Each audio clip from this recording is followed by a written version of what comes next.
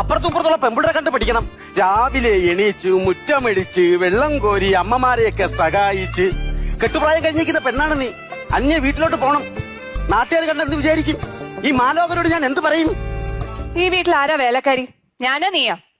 ഞാൻ ഈ തുണിയൊക്കെ നല്ലോണം കഴുകി നേരെ ഇടാൻ നോക്കും. വന്നിരിക്കല വെറുതെ അടുക്കളയിൽ ഇരുന്ന ഞാൻ ഒരു പടവലങ്ങി എടുത്ത് അതിന് പോലും നോവാതെ ചുരണ്ടിക്കൊണ്ടിരിക്കുകയായിരുന്നു. ഇവിടെ വന്ന് വേതാളം പറഞ്ഞ് പണി ഇരന്ന് വാങ്ങിയേ. അല്ല, നീ കുറച്ചുകൂടെ എന്തോ പറഞ്ഞില്ലേ? ഞാനൊന്നും പറഞ്ഞില്ല. അല്ല, എന്തോ പറഞ്ഞു. അത് വെള്ളം കുറയണമെന്ന് പറഞ്ഞായിരുന്നു. അല്ല, അത് കഴിഞ്ഞിട്ട് വിറവ് കെട്ടണമെന്ന് പറഞ്ഞായിരുന്നു. എടി, വെള്ളത്തിന്റെ വിറകിന്റെ നടുക്ക് എന്തോ പറഞ്ഞില്ലേ? കലം വെച്ച് ചോറ് വയ്ക്കണമെന്ന് പറഞ്ഞായിരുന്നു. അയ്യോ അല്ല, കല്യാണം എന്നോ പ്രായം എന്നോ എന്തൊക്കെ പറഞ്ഞില്ലേ? അത് കല്യാണപ്രായം കഴിഞ്ഞിരിക്കണെന്ന് പറഞ്ഞു. എന്നെ കണ്ട കല്യാണപ്രായം തോന്നുന്നു.